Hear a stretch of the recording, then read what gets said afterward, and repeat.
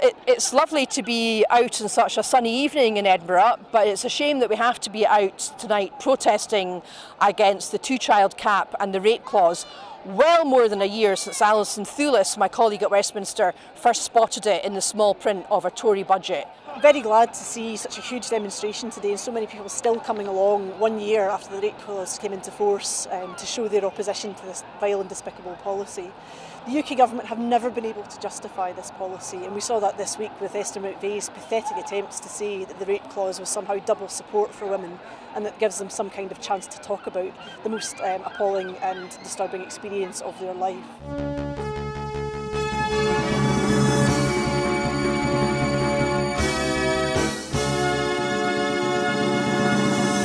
As you can see behind me, we're at the very beginning of the All Under One Banner rally. You can obviously hear the pipers behind me as events are about to kick off.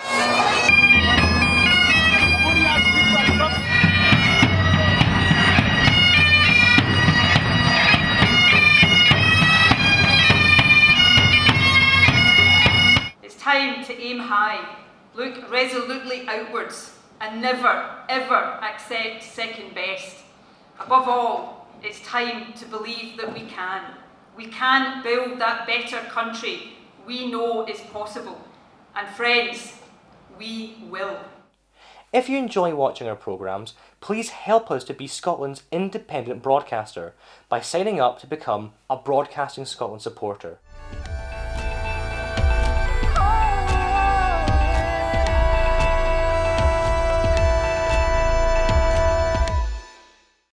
Wherever you stand, get the fresh view of what's happening in Scotland with iScot. Celebrate everything about our country with intelligent, in-depth insight from lifestyle, culture to puzzles. And all the opinions you'll need, whether it's digital or by post, subscribe now to iScot.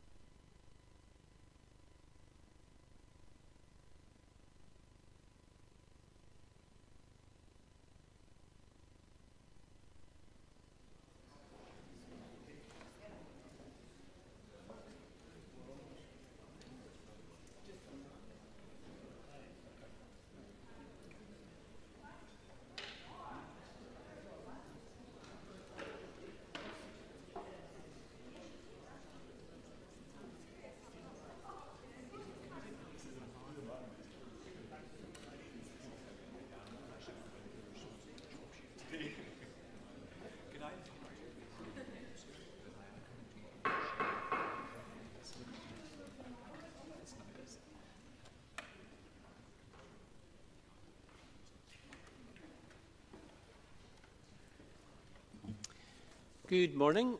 We are going to start this morning with general questions. Our first question from Mark McDonald. Thank you, Presiding Officer. To ask the Scottish Government what steps it is taking to ensure that children with complex needs and medical conditions are appropriately supported in their education. Cabinet Secretary John Swinney. Presiding Officer, we want all children and young people to be able to make the most of their educational opportunities. Education authorities have duties under the Additional Support for Learning Act 2001 to identify, provide for and review the additional support needs of all of their pupils. This includes ensuring that there is appropriate resources in place to support pupils in their learning. This is supplemented by specific guidance on meeting the healthcare needs of pupils whilst they are attending school and supporting children who are unable to attend school due to ill health. Mark MacDonald. Thank the Cabinet Secretary for his answer. The prevalence of children with life-limiting conditions in Scotland is increasing, and these children are surviving longer, meaning that many schools are now encountering complex medical conditions which previously had not been the case. While the new guidance to which the Cabinet Secretary has alluded addresses the issue of liability falling on individual staff members supporting people's healthcare needs, there is a question as to whether it addresses the specific needs of children who require enteral feeding or medication. Given that the prevalence of children who may require tube feeding or medication may increase in future, is the Cabinet Secretary willing to explore whether more specific guidance may be required, and would he be willing to meet with me to discuss this further? Cabinet Secretary. President Officer, I'm very happy to explore that issue further. It's a very specialist set of circumstances. I understand, having visited a number of educational facilities that are providing support to young people who require feeding through a tube, that of the complexities and the challenges that presents, and obviously in a mainstream school environment that can be a particularly acute challenge. But I'm very happy to meet with Mr Macdonald and to hear his views on how we may have more focused guidance that might help educational practitioners in this respect. And Claire Adamson. Thank you, Presiding Officer. The Cabinet Secretary will be aware of press reports regarding inappropriate restraint at Clydeview School in my constituency. Can I have assurance from the Cabinet Secretary that concerns regarding restraint, as highlighted by the Children's Commissioner Bruce Adamson in the report Restraint and Seclusion in Scotland's Schools, are being addressed? Cabinet Secretary. Presiding Officer, I am aware of the reports to which Claire Adamson refers, and obviously these are issues which have been drawn to the attention of the North Lanarkshire Council, who I would say have been very open in their supplying information to the Government in this respect. North Lanarkshire Council are investigating this incident, and it is also the subject of a Police in Scotland investigation. So it would be inappropriate for me to comment any further on the circumstances of the Clydeview case. In general, however, I would say that the Government's guidance on the use of restraint is absolutely crystal clear, that the use of restraint should only ever be used as a last resort after all other interventions have been exhausted, and only in circumstances where the safety of members of staff or the child concerned would be supported as a consequence of restraint. But I stress that is only in the most limited set of circumstances, when all other avenues of positive intervention have been exhausted. Question number 2, Ross Greer. Thank you. To ask the Scottish Government, in light of further delays in reopening Hunterston Nuclear Power Station, what discussions it has had with the Office for Nuclear Regulation to ensure that it will not be allowed to reopen unless safety standards are met? Minister Paul Wheelhouse. I met with senior representatives from the Office for Nuclear Regulation, ONR, on the 21st of February 2019. The purpose of the meeting was to discuss the current situation at Hunterston B and the processes ONR will use to make a decision regarding a possible restart of the reactors. While the ONR is not directly accountable to Scottish ministers, the ONR representatives provided assurance that it is willing only to allow for the reactors to restart if it's satisfied it's safe to do so and that it's functioning in an independent and transparent manner. Ross Greer. I thank the Minister for that answer. As you'll be aware, there are 370 cracks in the reactor core at Hunterston B. This is a significant safety concern for the community and for workers. This is a nuclear power plant that has been repeatedly closed due to safety concerns. Its reopening has been repeatedly delayed. And regardless of all of that, it's one whose lifespan will not go beyond 2023. For the workers and the community, this is of huge concern. Will the Minister and will the Scottish Government commit to ensuring that there is a just transition for every single worker currently employed or connected to nuclear power at Hunterston? Minister. Certainly, in regards to Ross Greer's question, I could just clarify that the checks have found 100 cracks, but there's an estimate that there's 370. So we don't know precisely how many cracks there are in the reactor, and I think that's just a point of fact to put across. It's worth stating that clearly, as I've said in my original answer, the future of the reactors themselves are a matter for the ONR to engage on with EDF, the operator, and of course we're not directly accountable to Scottish Parliament or Scottish Government on those matters. We have obviously an interest in the well-being of the community in North Ayrshire. that is obviously the plant employs many people in that community, and we will do everything we can to support them. But I do not want to prejudge the outcome of the exercise. We have to let the ONR do its work, and I trust their judgment on the matter. But they have given us every assurance that safety, health and safety is their primary concern. But of course we will help if there is any implications for the plant itself. Kenneth Gibson. Thank you, Presiding Officer. Does the Minister agree that Hunterston B operates within stringent safety limits and the EDF is regularly in contact with the Office for Nuclear Regulation regarding graphite cracks and other safety-related matters? Having visited Hunterston B last week and spoken to EDF, it is clear that safety is the absolute overriding concern of all who work there. Their own lives and those of their families living in nearby communities depends upon it. Minister. I certainly I agree with Kenneth Gibson. I mean, in respect of the workforce, I have to say public safety is obviously the Scottish Government's absolute priority, and clearly our position on the future of nuclear energy is well known, that we are not minded to support that. But from the interaction I and my officials have had with the Office for Nuclear Regulation themselves, and indeed EDF staff at Hunterston B itself as the plant, it is clear that the health and safety is absolutely their priority. And it's worth stating also that the ONR, when I did meet with them, were keen to stress that in their view the workforce at Hunterston is one of the best they've ever come across in terms of the quality of the work they do, and they have absolutely no concerns about their skills or abilities. And indeed, if there are problems at Hunterston B, it's around the technology itself, not the workforce. Question number 3, Michelle Ballantyne. Thank you. To ask the Cabinet Secretary what the Scottish Government's position is regarding whether schools should have a zero-tolerance policy towards violent behaviour. Cabinet Secretary John Swinney. So violence towards anyone is unacceptable, and the safety of our children, young people and staff at school is paramount. We and our partners across the education sector advocate an approach for schools and local authorities to work with pupils on the underlying reasons behind inappropriate behaviour to enable them to re-engage with learning and personal development. We have published guidance for schools and local authorities which has a renewed focus on prevention, early intervention and response to individual need, in line with the principles of getting it right for every child. Michelle Ballantyne. I thank the Cabinet Secretary for that answer. I've recently been contacted by a teacher who has 30 years' experience and is currently working as a supply teacher, who was actually hospitalised after a metal implement was thrown and damaged her eye. Violence in schools is causing teachers to think twice about their careers, and certainly we're struggling now when we learn at Christmas that over £60 million has now been spent to recruit supply teachers. Does the Cabinet Secretary recognise that violence in schools is deterring some teachers from pursuing their chosen profession? Cabinet Secretary. I want to assure Michelle Ballantyne that I take the issues of violence in schools extremely seriously. But I think we have to look at the evidence on all of this. There are unacceptable incidents, but the overwhelming evidence, which was demonstrated in the Behaviour in Scottish Schools 2016 report, which was published in December 2017, indicated that teachers find pupils generally well behaved and that violence towards teachers is very rare. Now, I think we've got to be very careful about the narrative that is painted about Scottish education. If there are unacceptable instances of violence, they will be dealt with. But the overwhelming behaviour of our young people is good in our schools. They are a credit to our country, and we should celebrate that whilst tackling unacceptable behaviour where it arises. Neil Findlay. That's undoubtedly the case. It certainly was my experience when I worked in schools.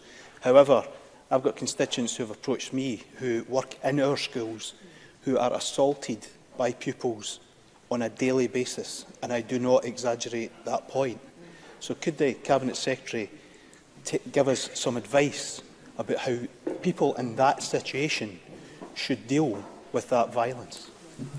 Cabinet Secretary. The first thing I'll say is I'm going to reiterate what I've just said to Michelle Ballantyne, that there are unacceptable instances of violence in our schools and they must be tackled immediately by school leadership. But overwhelmingly, the evidence demonstrates that teachers generally find pupils to be well behaved and that violence towards teachers is rare. Now, where there is unacceptable behaviour, in my answer to Michelle Ballantyne a moment ago, I said that we should be tackling the underlying reasons for that behaviour.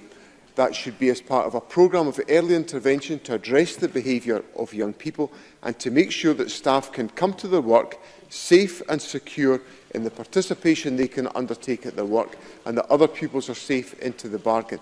That is the approach that should be taken in all schools in the country, and I am confident that that is the approach that is taken around the country.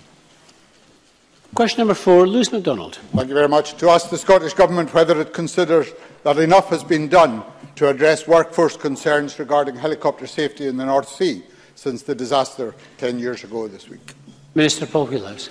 April the 1st marks 10 years since the tragic Super Puma accident off the Peterhead coast with a loss of 16 lives, and our thoughts, I'm sure those of colleagues in the Chamber, are with all those who lost a loved one in that tragic event. A range of work has been undertaken by the Civil Aviation Authority, trade unions and industry, developing and implementing a range of safety measures since this tragedy, including workforce engagement review led by Oil and Gas UK, involving unions and industry.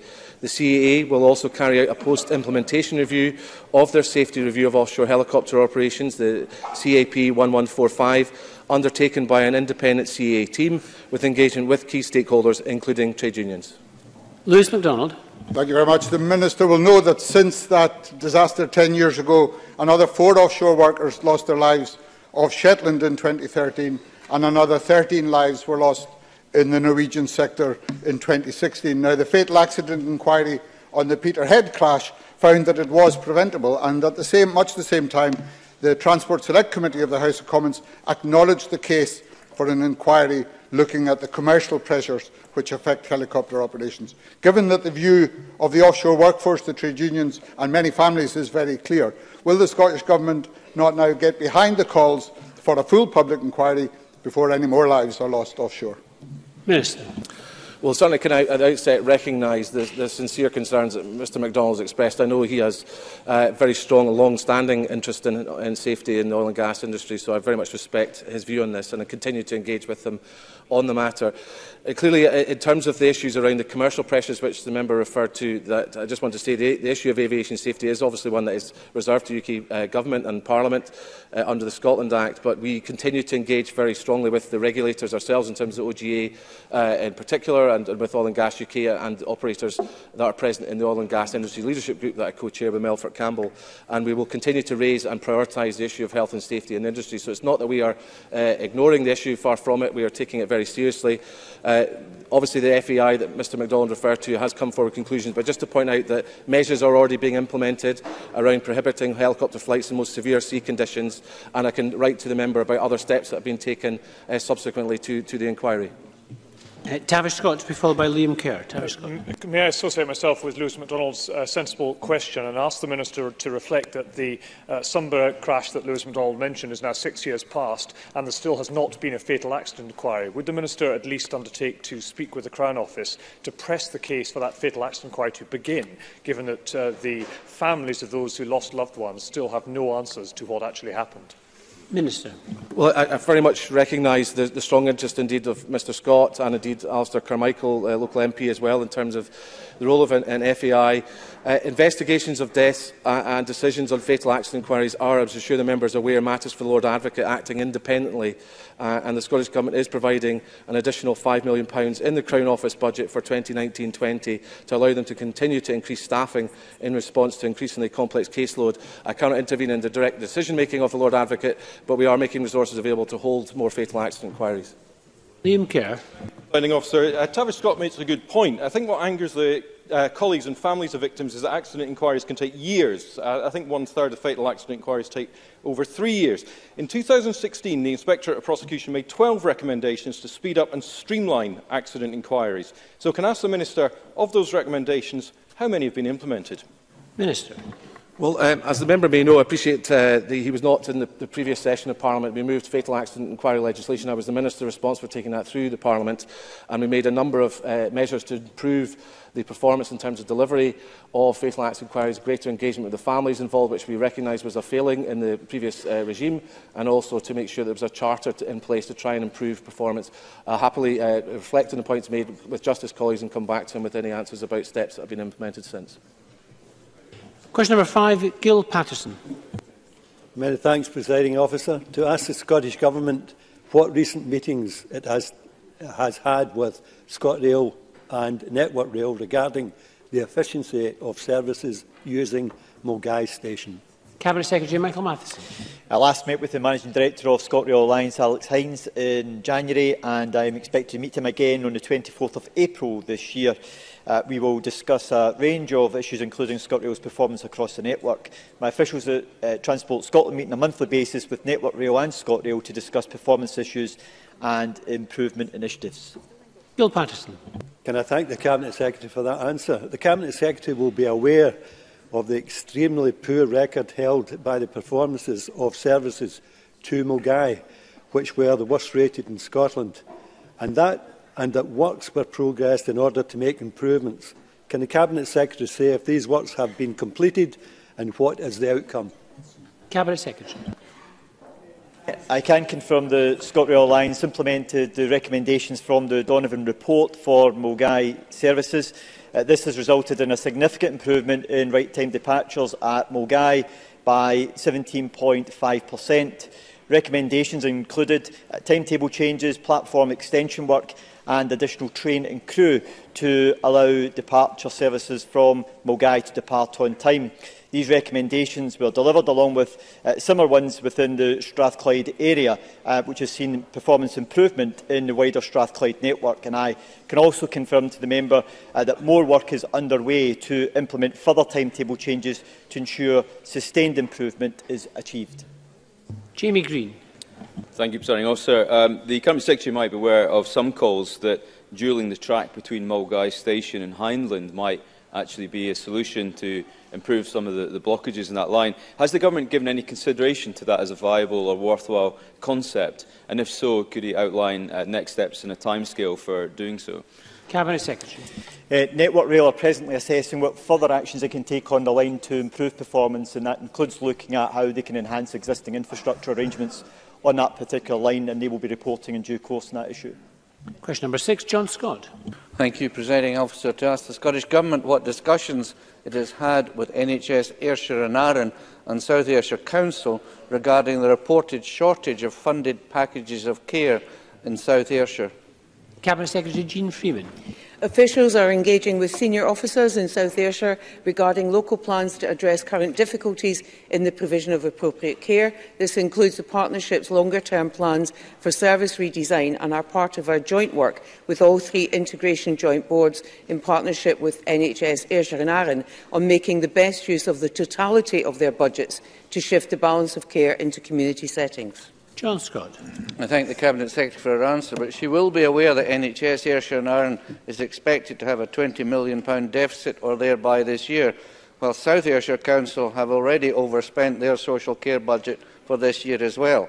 What advice and help can the Scottish Government give to these 2 organisations, which between them are sustaining around 60 people in a hospital environment when these people are ready and waiting to be discharged into the community? Cabinet Secretary.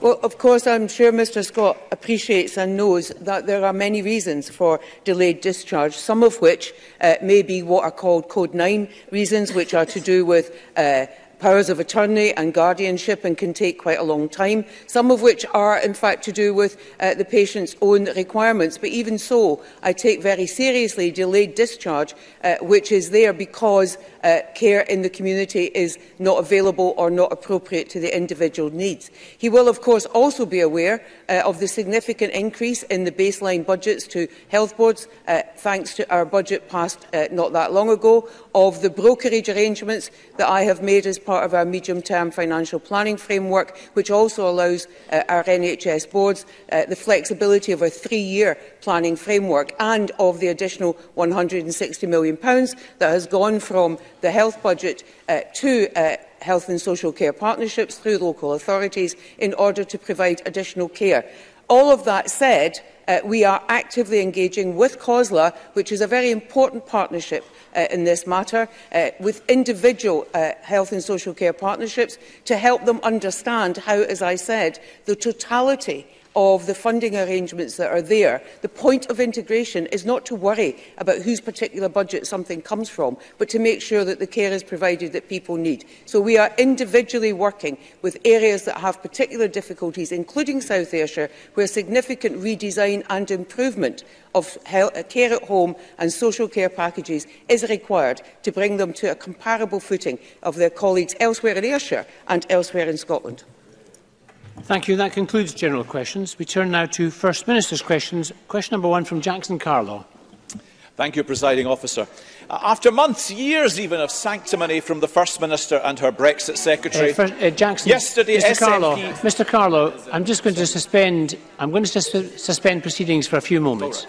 Proceedings are suspended.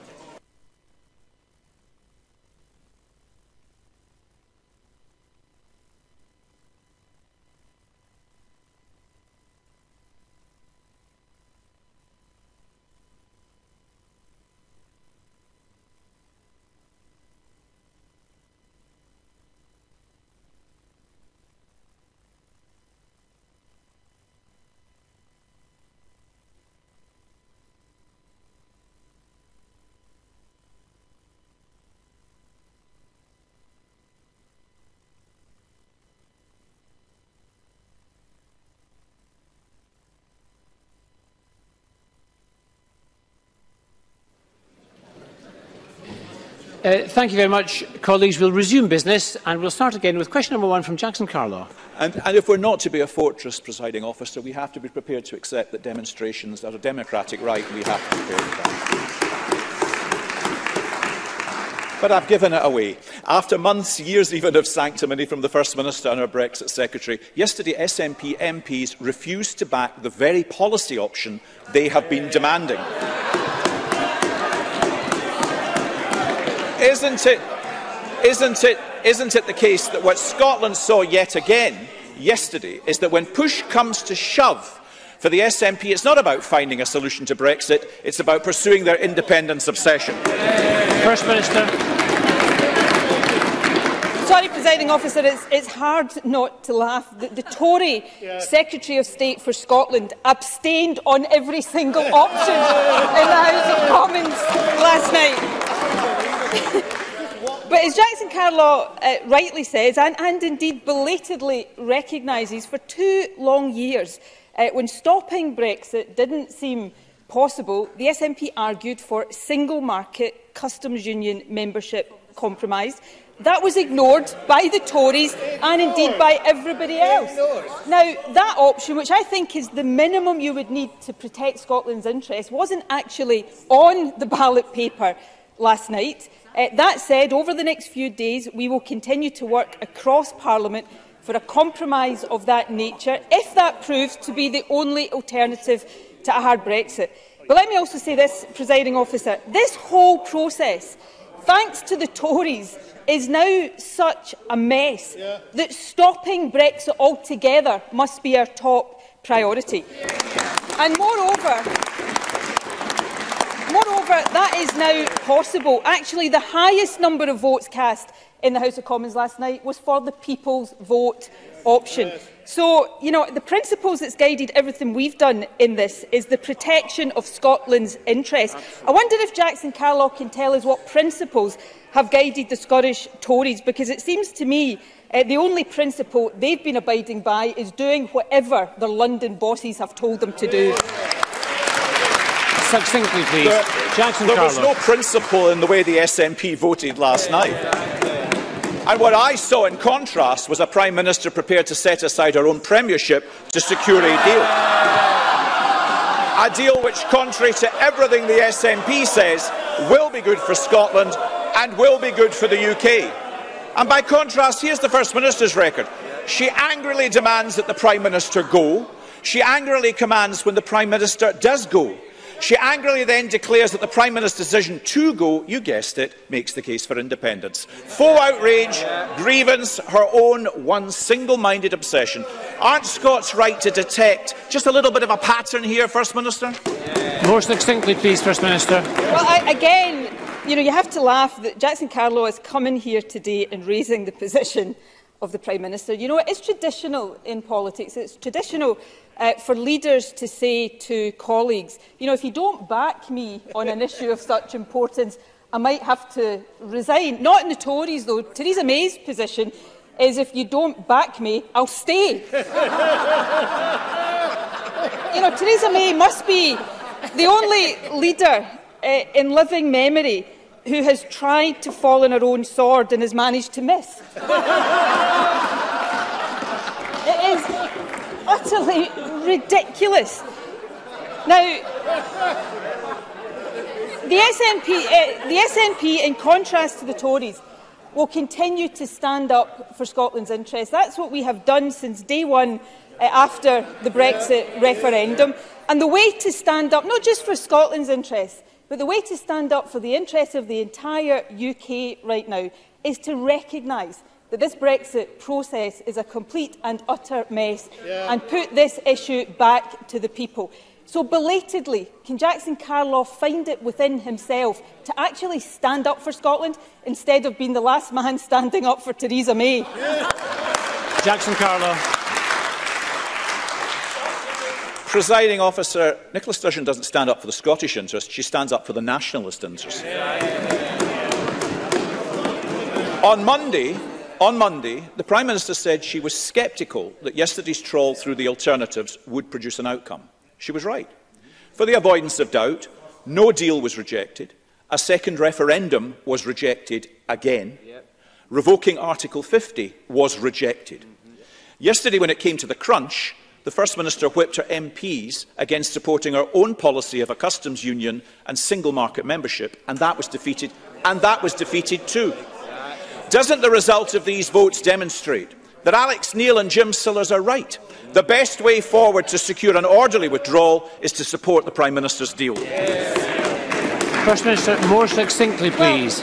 Well, as I say, the compromise position that the SNP put forward when it looked as if Remain wasn't an option, which is not the case now, incidentally, wasn't on the ballot paper last night. It has never been our position to accept just a customs union. That would not be sufficient to protect Scotland's interests. But I disagree with Jackson Carlow in his characterisation of what happened last night, because if you look at two of the options, yes, a customs union alone, but also a second referendum, both of those options got more votes in the House of Commons last night than the Prime Minister's deal has managed on either of the occasions it's been brought forward and defeated. So actually I think that does give the House of Commons something to move forward with into next week. And no, I don't think the thing to do now is to vote for a bad deal that would take Scotland out of the EU, out of the single market and out of the customs union.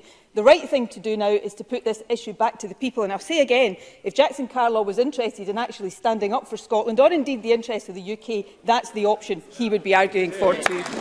Jackson Carlow. The argument for many against the Prime Minister's deal is that there was support for an alternative. The votes in the House of Commons last night demonstrated that there is not. It's clear that there is a deal, one which secures an orderly way forward. One supported by Jean-Claude Juncker, supported by Donald Tusk, supported by 27 of our other EU partners, backed by the business community here in Scotland, by the whisky industry, by our fishermen. That's the Prime Minister's deal. Surely, after all the confusion, with every other alternative being rejected yesterday, the national interest is served by supporting that compromise. Surely it's time to back the deal and get on with it. First Minister. You know, the Prime Minister's deal may be or may not be backed by all of the people that Jackson Carlow has just listed there.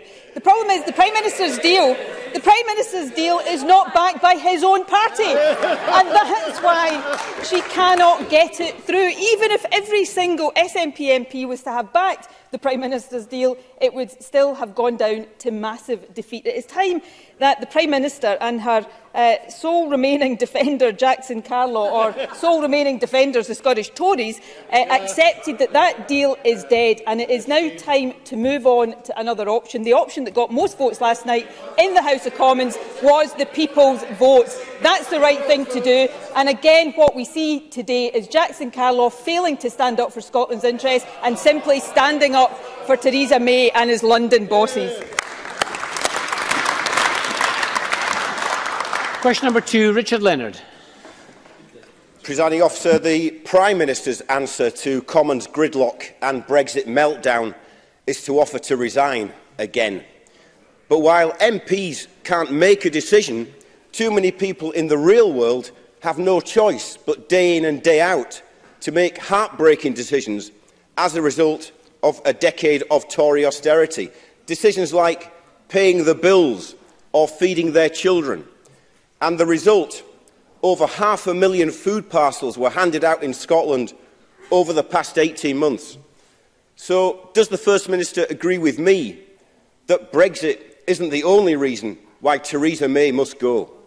First Minister. Yes, I do. And I look back a few years to 2014 and I reflect on the fact that if Labour hadn't teamed up with the Tories to stop Scotland becoming independent, we wouldn't have had a Tory Prime Minister for these last few years.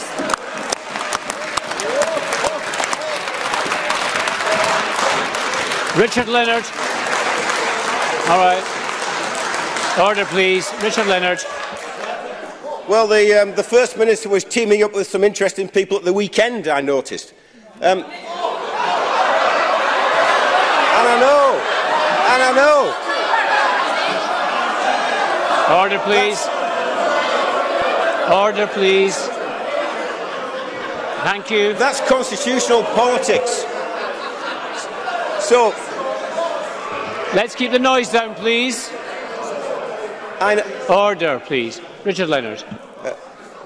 The First Minister and I may differ on some things, but we share some frustrations about the Brexit process, not least in how it is detracting from all of those other issues that really matter to people. Issues like jobs, like schools and hospitals, issues like child poverty. In October last year, the First Minister told me that she would not support Labour's plan to increase child benefit by £5 a week because her government estimated that it would lift only 20,000 children out of poverty. New figures for child poverty were published by the Scottish Government this morning. So can the First Minister tell the Chamber how many more children in Scotland are now living in poverty? First Minister. Child poverty, if we look at the figures this morning, has increased, and I think that is deeply regrettable. We know why it's increasing, because of the welfare cuts and the austerity being imposed by Tory governments. Child poverty and poverty generally in Scotland is too high, although it's important to note that it's lower in Scotland than it is in either England or indeed Labour-run Wales. But nevertheless, it is because child poverty is too high that we are firstly taking steps to mitigate the impact of Tory welfare cuts. It's why we are taking steps to invest in reducing child poverty, and of course it's why we are committed to the introduction of an income supplement, but one that lifts more children out of poverty by making sure we target that resource to those who most need it. And when we publish the way forward on that by June this year, I hope we'll get Scottish Labour's support for it. Richard Leonard. Presiding Officer, this morning's figures show that 10,000 more children in Scotland are living in poverty. That means almost 250,000 children in Scotland are living in poverty today. No wonder Dr Mary MacLeod from the anti-poverty project A Menu for Change says that the Scottish Government must, and I quote her, give people living on cups of tea and thin air more to sustain them, and they must do it now. Or that the Child Poverty Action Group says that, and I quote them, the Scottish Government's timetable for a new income supplement fails to reflect the extraordinary increase in child poverty that the country faces. Children in poverty really can't wait until 2022. So, First Minister, can you tell us, why are you making these children wait?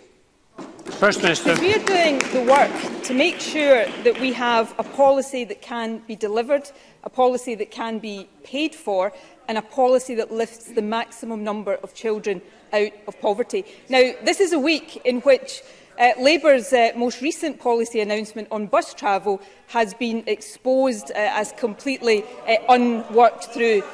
it is not fair to promise people things that you cannot deliver, and we will not do that. We will take forward plans that can be delivered. In terms of our action now to tackle poverty, we are investing £125 million a year to mitigate the worst impacts of Tory policy. We heard what the UN Rapporteur on Poverty had to say when he said that the Scottish Government, devolved administrations in general, are mitigating the worst impacts of austerity, despite experiencing significant reductions in block grant funding and limits on their ability to raise revenue. But mitigation comes at a price and is not sustainable. So what we will continue to do is take real action. And what we will also continue to do is demand that the powers that the Tories are now using to impose these policies in Scotland are actually brought to this Parliament. And the sooner Richard Leonard supports us in that, the better.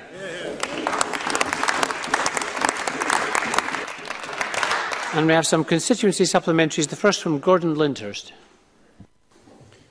Thank you, Presiding Officer. The First Minister will be aware of recent national statistics data showing Edinburgh has the worst pupil-teacher ratio in Scotland, and this has steadily worsened since the SNP came to power. Now, the First Minister asked to be judged on her record on education. So what assurances can she give that more will be done to reverse this trend and meet the individual needs of pupils in Edinburgh who are being let down by her government? First Minister.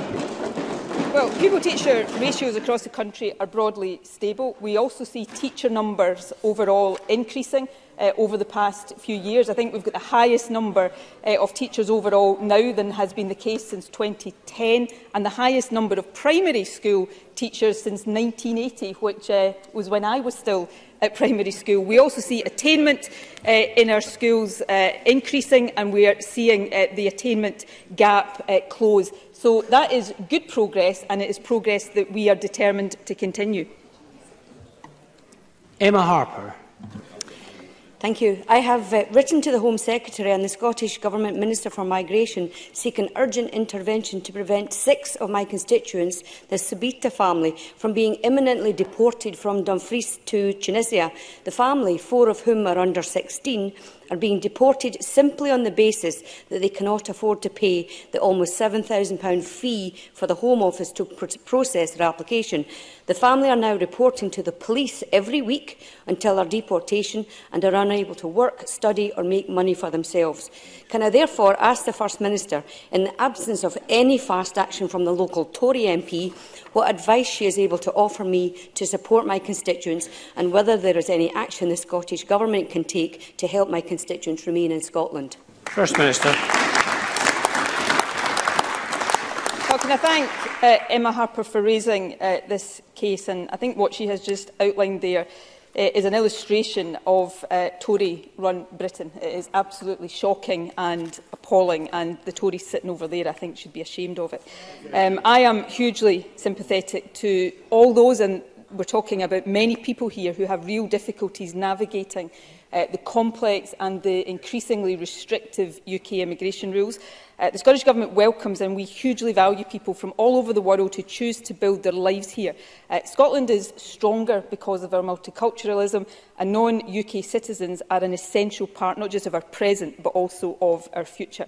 The UK Government's immigration system is not fit for purpose. We want to see a less restrictive, more humane system that meets our needs and also provides a welcoming environment for new Scots and their families. The Migration Minister will make representations to the Home Office and respond to Ms Harper as soon as possible.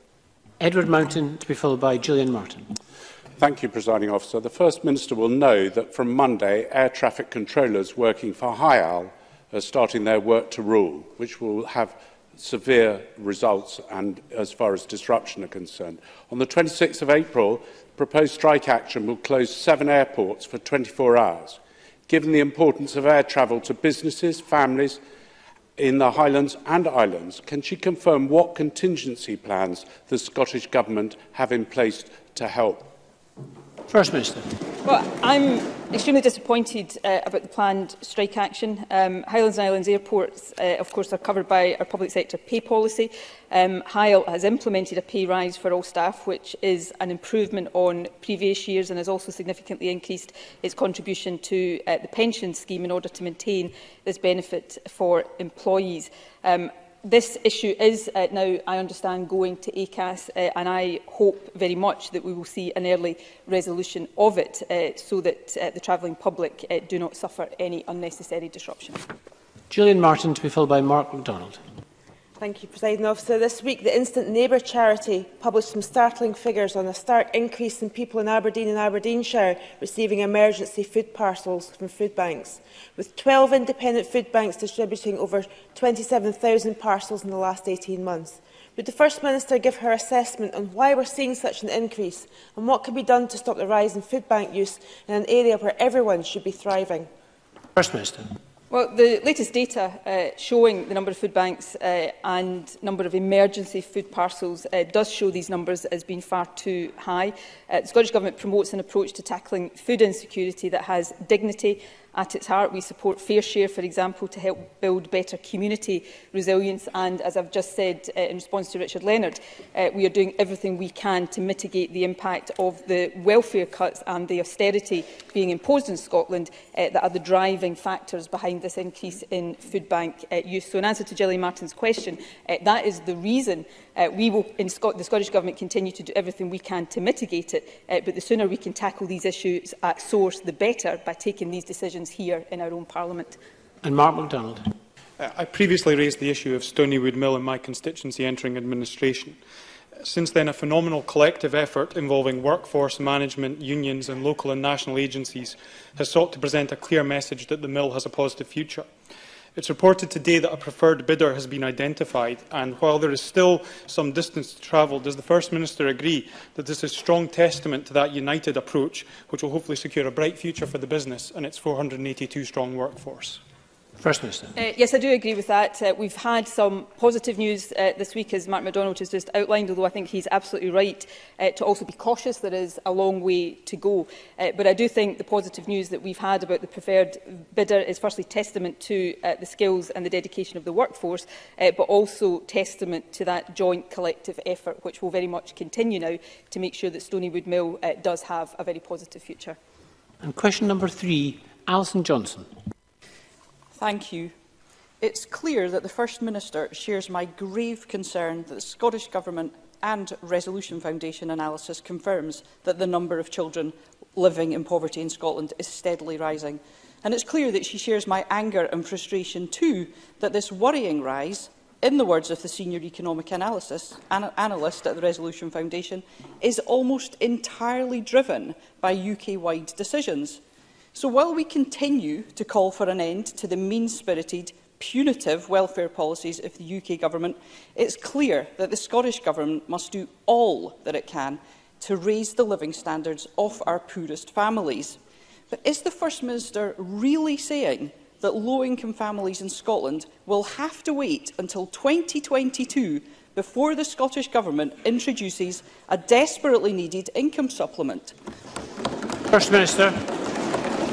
Firstly, I agree with Alison Johnson's sentiments. As we have said, we will set out an update on this work by June this year, and that will be available for Parliament as a whole to scrutinise and to debate. That will be published alongside our analysis of policy and delivery options. And these are important aspects. Delivery option, as well as how we pay for this policy, is a vital part of making sure that it can be delivered properly. And also, in terms of what drives some of our work behind this, there's 2 principles in particular. Firstly, reaching the greatest number of children in poverty and topping up incomes sufficiently to lift those households out of poverty. In terms of the Give Me 5 campaign, which I've got a lot of sympathy for the organisations behind that, what we do see is that £7 out of every £10 of that would be spent on families not living in poverty. If we're going to do this, which we are committed to doing, we must make sure that the money gets to those most in need. Alison Johnson. Thank you. I thank the First Minister for her response. Living up to the targets that this Parliament unanimously supported in the Child Poverty Act must be a priority. So we have to use every single tool that we have at our disposal. The Resolution Foundation's report on child poverty says, and I'm quoting, "It is possible that replacing the current regressive system of council tax, as cross-party talks are set to discuss, could help reduce child poverty if done right." Will the First Minister commit to ensuring our local and national tax systems are significantly more progressive, allowing us to raise the money we need to fight child poverty in Scotland? First Minister. Well, of course, we're already raising extra revenue through a more progressive system of income tax, which I think is something the Greens welcome, even if it's not something every party across this chamber welcomes. As Alison Johnson has already referred to, we have committed to cross-party talks on reform of the council tax, and I hope all parties will agree to take part in that, and certainly putting the progressive principle at the heart of that should be a priority and an objective for all of us. We have some further supplementaries. The first from Maurice Corrie. The First Minister joined me in welcoming the excellent announcement from the Prime Minister yesterday that our armed forces men and women serving in Scotland on a tour of duty will now receive financial recompense from the UK Government in the tax year 2019-20 as a result of the increase in tax rates imposed by this SNP Government last year. First Minister. I was just wondering there which welcome announcement of the Prime Minister he was going to ask me to welcome there. But on this one, it's interesting, isn't it? The Tories talk about those in our armed forces who, because of our progressive system of income tax, those paid more highly pay a little bit more tax in Scotland. What we don't hear the Tories talking about are the estimated 37,000 MOD personnel in England, the lower-paid people who are now paying more tax than their counterparts in Scotland do. Now, interestingly, I haven't heard any suggestion that the Tories are going to compensate them for the fact they're paying more tax in England than they would be if they were based here in Scotland. Nor do I hear the Tories saying that they're going to compensate MOD personnel in England for the free prescriptions that their counterparts in Scotland get, or their access to free education if they're ordinarily resident in Scotland that people in England don't get. So MOD personnel, just as every public sector worker in Scotland, gets a far better deal than their counterparts in England, and that's something the Tories should be reflecting long and hard on. And Rona Mackay. Thank you, Presiding Officer. Yesterday, Theresa May offered up her own resignation as an attempt to win support for her deal, and even that doesn't seem to have been enough. Does the First Minister think it's high time the Prime Minister accepted her deal is finished and Article 50 should be revoked to put a stop to this chaos? First Minister. Yes. It seems to me that, apart from Theresa May, the only people who don't see that her deal is completely dead are the Scottish Conservatives.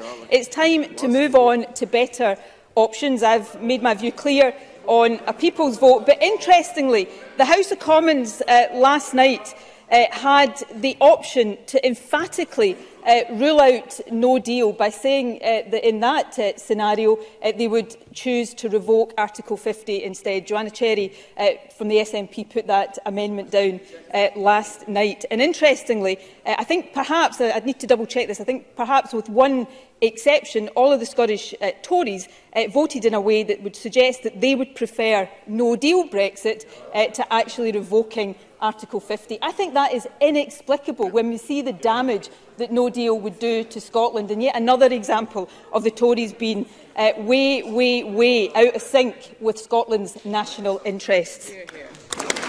And Murdo Fraser. Thank you, Presiding Officer. Last week, Perth College UHI announced the closure of its learning centres in Kinross, Crieff and Blairgowrie. Does the First Minister share my concern that this short-sighted decision will do serious damage to rural education opportunities in Perth and Kinross? And what role does she think the real terms cut in funding of 3.2% to the budget of UHI played in that decision? First Minister.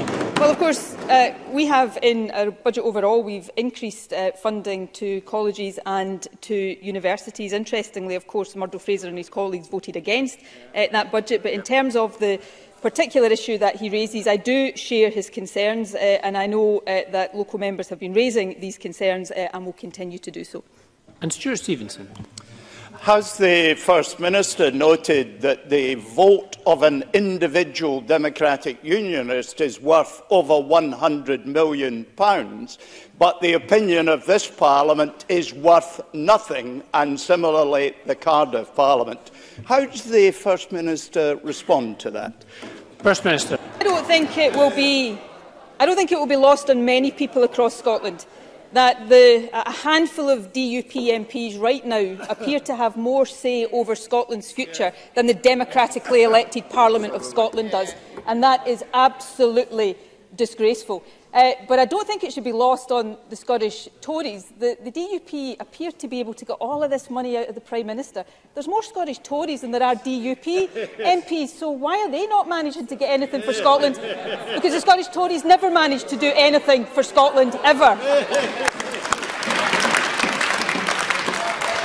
And question number 4, Emma Harper. To ask the First Minister what progress has been made with the implementation of Frank's Law. First Minister. Well, I'm absolutely delighted to confirm that the extension of free personal care to those under 65 assessed as requiring it will begin on Monday, with £30 million of new investment being delivered in our budget for 2019-20. We've been working with COSLA, local authorities and stakeholders to ensure that this will be successfully implemented. Emma Harper. Can I thank the First Minister for that answer, and can I welcome the expansion and step change in the provision in personal care with the benefit not only to those in the south of Scotland who require care but people across all of Scotland. When free personal care was first introduced in the UK, the UK government clawed back monies that were being spent on attendance allowance. With the extension of free personal care, has the UK government given any commitment not to consequentially cut the disability benefits for people who do receive free personal care? First Minister. No, there's been no such commitment from the UK Government, unfortunately. When we were bringing forward the necessary steps to put the extension in place, we did call on the UK Government not to cut these disability benefits, but unfortunately they rejected those calls.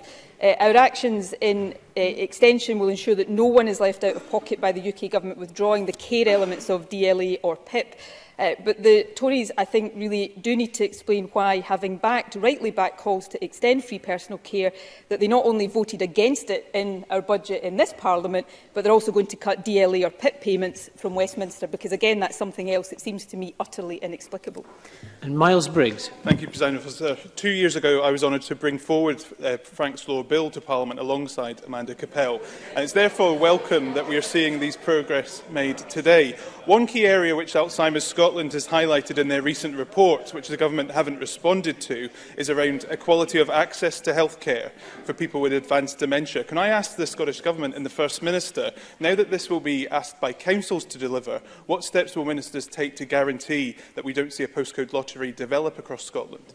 First Minister. Well, we will continue to work with councils, and of course we will continue to liaise with organisations like Alzheimer's Scotland to make sure that people who are assessed as needing personal care get that, and I hope all members will play their part in that. Can I just take the opportunity, though, to commend all those who have campaigned for this policy, in particular Amanda Capel, who I think is due a great amount of credit and gratitude from all of us for all of her efforts.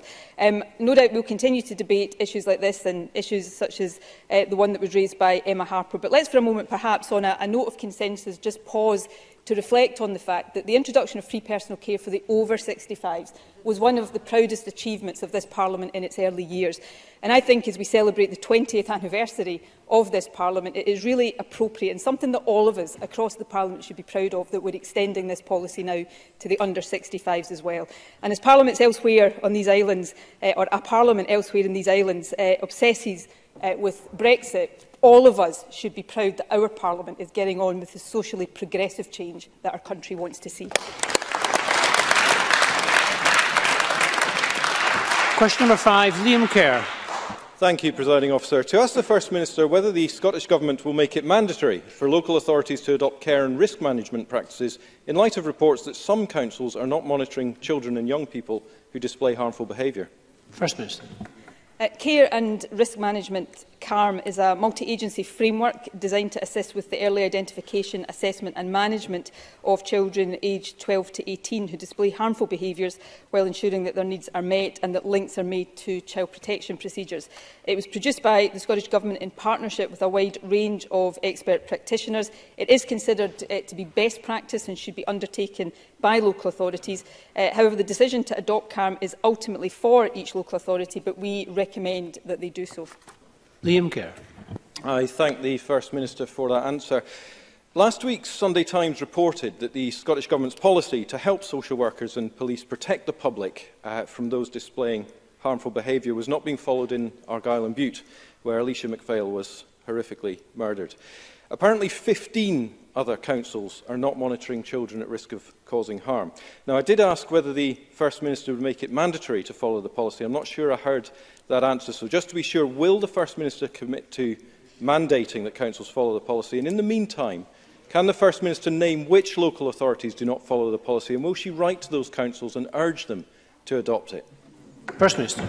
Presiding Officer, can I first take the opportunity of expressing my sincere condolences, and I'm sure the condolences of everybody across the chamber, to the family of Alicia McPhail. None of us can even begin to imagine what her family are going through, but I know my thoughts are with them, and I'm sure the thoughts of all of us are with them at what will be a difficult time and what I'm sure will continue to be a horrendously difficult time for them. This is an important issue, so let me just take a few moments to set out the position. I think it's firstly important to say that it is not quite correct to say that councils are not monitoring children and young people displaying harmful behaviour. In fact, that's not correct at all. While many councils do use the specific CARM guidance, others will use individual protocols to achieve the same objectives. For example, Argyll and Bute Council has confirmed that while they are not using the CARM guidance specifically, it does use protocols that are similar to the CARM guidance. These protocols apply the same approach and reflect child protection guidance. Obviously, Argyll and Bute Council has undertaken an initial case review into this tragic incident and are considering whether a significant case review is required. When and if that is carried out, there may well be lessons to learn from that, and if one of those is around CARM guidance, then that is something we will reflect on. But the last point I would make is that standards for youth justice are currently being developed between Scottish Government and key partners for publication in June this year. These standards will outline the minimum expectations for all services delivering youth justice and will include a standard on care and risk management. And as part of this, there is a consideration of updating the CARM guidance. So there is ongoing work here. But I guess the key point I think I would urge all members to take away from this is that councils who are not using this specific guidance will be using similar protocols. And I think it's important that that assurance is given both to the Chamber and to the wider public. And question number 6, Elaine Smith. Thank you, Presiding Officer. To ask the First Minister whether the Scottish Government will consider bringing forward the introduction of an income supplement in light of 2 recent reports predicting an increase in child poverty. First Minister. Yes, we will. These reports, as we've reflected on previously today, shows the devastating impact of the UK Government's welfare cuts. They've taken the avoidable and conscious decisions to drive families in Scotland and across the UK into poverty. We have committed to setting out options for the income supplement prior to the summer recess, and we will do so. And we look forward to working with members across the Chamber to design and implement an income supplement that can help the maximum number of children and families who need it most. Elaine Smith.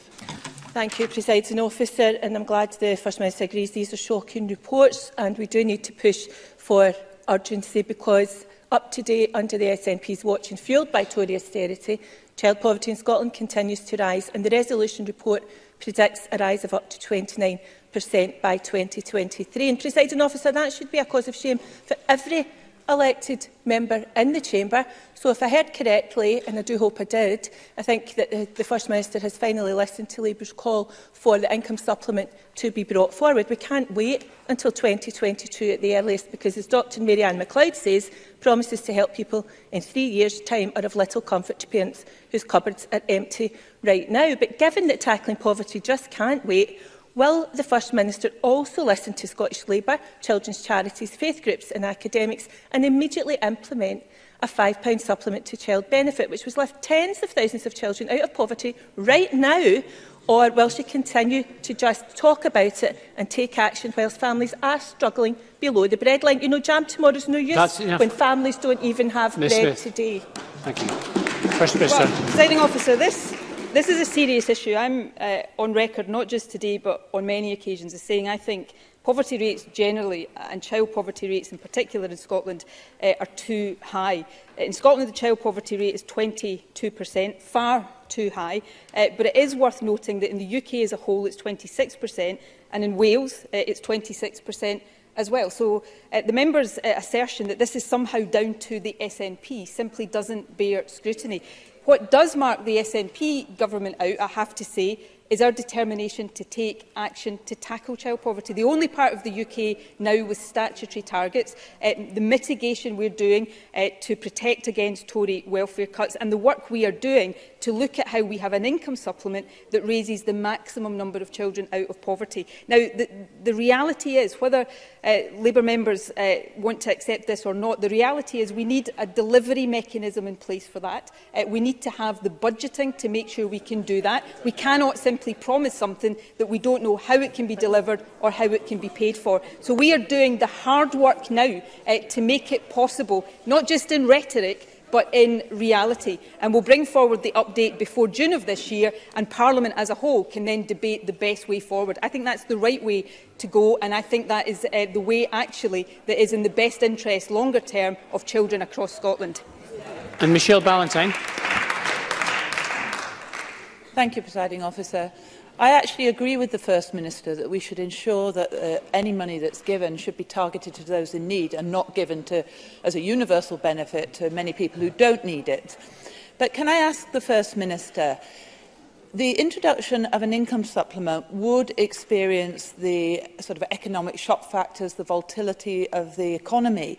So can I ask, does the First Minister believe that this is a factor that very much needs to be considered in the introduction of an income supplement, and how would the Scottish Government manage that? First Minister. I'm not, forgive me, I'm genuinely not sure I entirely understand that question, but I'm happy to reflect on it and reply later on. Of course, when we bring forward the update with suggested ways forward in June, all of these issues can be properly discussed and debated. But I would say to Michelle Ballantyne, you know, in all sincerity, we wouldn't be having this discussion right now if it wasn't for the policies of her party at Westminster, imposing welfare cuts and austerity on children and families across Scotland. And perhaps if she wanted to reflect on that before she next stands up in this chamber to talk about child poverty, we'd all be a lot better off. Thank you very much. And that concludes the First Minister's questions. We're going to move on shortly to members' business in the name of Rhoda Grant on condemnation of misogyny, racism, harassment and sexism.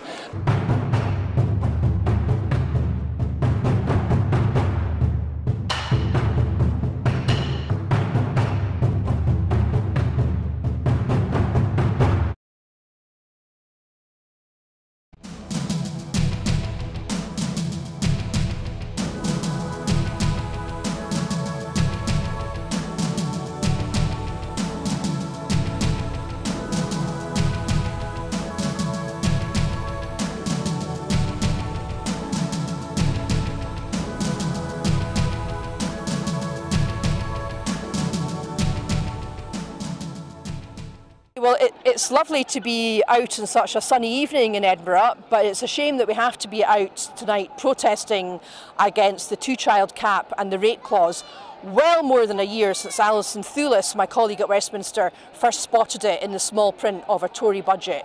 Very glad to see such a huge demonstration today and so many people still coming along 1 year after the rate clause came into force to show their opposition to this vile and despicable policy. The UK Government have never been able to justify this policy, and we saw that this week with Esther McVeigh's pathetic attempts to say that the rate clause was somehow double support for women and that gives them some kind of chance to talk about the most appalling and disturbing experience of their life.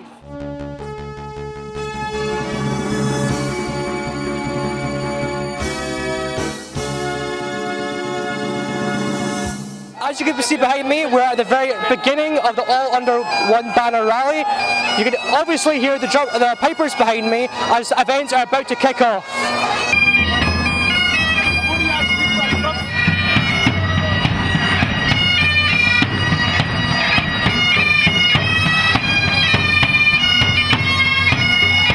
It's time to aim high, look resolutely outwards, and never, ever accept second best. Above all, it's time to believe that we can. We can build that better country we know is possible. And friends, we will. If you enjoy watching our programmes, please help us to be Scotland's independent broadcaster by signing up to become a Broadcasting Scotland supporter.